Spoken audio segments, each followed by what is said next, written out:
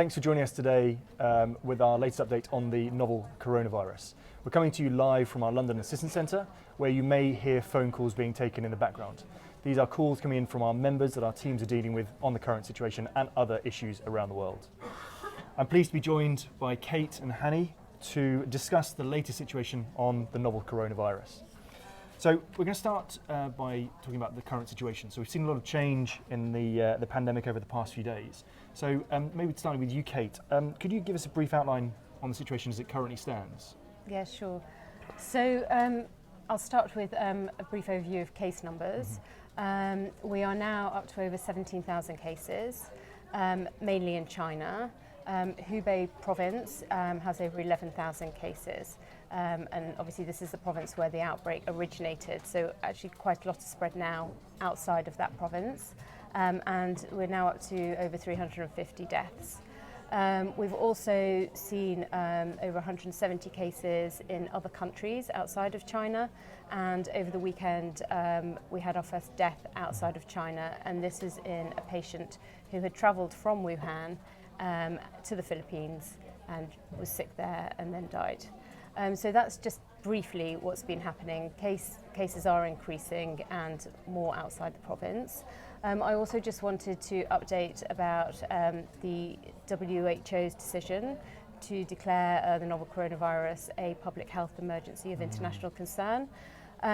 They abbreviate public health emergency of international concern to FAKE, which feels a little bit odd, but there we are. And they did this mainly for two reasons.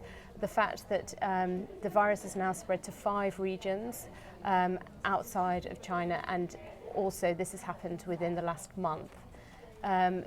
They commended China for their handling of the virus so far, but by declaring a public health emergency of international concern, which are always or tend to be declared in unusual or unexpected situations, it allows for greater collaboration between countries, and extra resources can be brought in to support the situation. We currently have 2 other public health emergencies of international concern: polio worldwide and the Ebola outbreak in Democratic Republic of Congo. So it kind of fits with those. Okay, thank you. And Hanny? Well, since the birth of the novel coronavirus back in December 2019, individuals, businesses, governments, and certainly the aviation industry were monitoring the development closely. And shortly after, it became apparent that this is a deteriorating situation, which gave grave concern to the in terms of movement and mobility and preparedness, as well as response. Now, considering the serious health threats that posed upon by the current situation and by the novel coronavirus, we started to see travel restrictions, we started to see governments imposing immigration restrictions, we started to see travel warnings issued by various governments, we started to see airlines suspending their flight operations, either suspending or restricting or reducing their flight operations into China. And governments and airlines need to conduct risk assessment in order to determine what the threat is. And due to the uncertainties, and there are a lot of questions unanswered at the moment as a result of the recent novel coronavirus, airlines and governments do not have good appreciation of the threat. Therefore, they had to make very difficult decisions and take a more robust action. Some of those manifested themselves through the restrictions and limitations imposed upon by government and by the travel industry in general. So that is the current situation as it stands today. Thank you both. And Kate, back to you. What changes do we anticipate in the future? We're going to see more cases. Cases will increase in China, more community spread, definitely within China, and other countries having imported cases, and limited spread within those countries as well. Okay. And Hanny, from your perspective? Well, history tells us, James, that these kind of health emergencies are short-lived. If we look back at SARS, even with the bird flu, that didn't take long for the travel industry again to get back into normal operation. But our expectation is for the near term, is that we expect to see more governments issuing additional travel warnings and travel advice, Our expectations is that we would see more airlines perhaps and more air carriers restricting or suspending their operation into China. Our expectation is that we will likely see additional immigration policy restrictions in terms of travel into China, or for those that visit China. This makes it particularly very difficult from an aviation community perspective. If you imagine aviation community, airlines would have thousands of crew members and pilots operating into China, and with those restrictive immigration policies, it means that any crew members perhaps that operated flights into China, they cannot be allocated flights into other parts of the world for 14 days, for example. So that's significant impact that would have domino effect on the industry. So certainly expecting more and more impact, additional action. I think the fear is here, although the virus spread beyond China, predominantly more into developing countries that have good healthcare systems in place.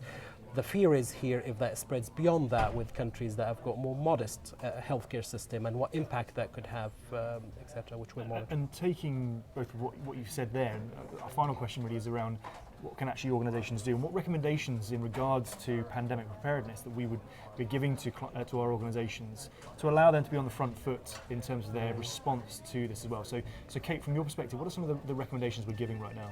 Well, I think it's really important to have a provider who's monitoring the current situation, providing accurate and timely updates, so that any travel policies, any emergency response plans that you already have in place, you're able to review and and change and make sure that you're looking after your travellers and employees, and simple messaging like practicing good hygiene.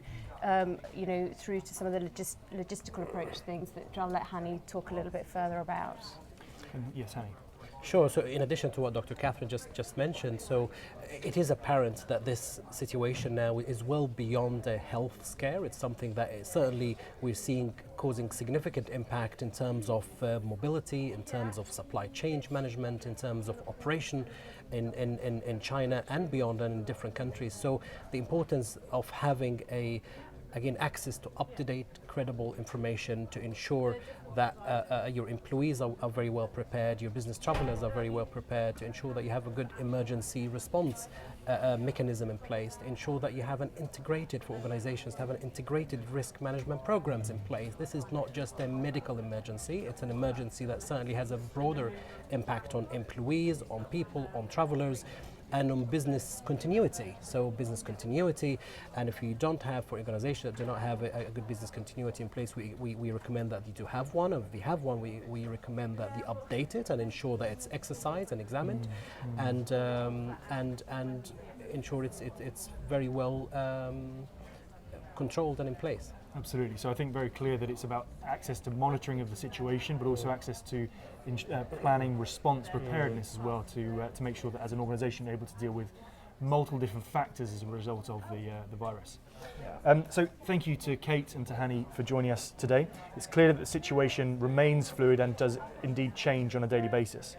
To get the latest updates and advice on the current situation, and to also learn how we can help you with your pandemic preparedness, please do contact us.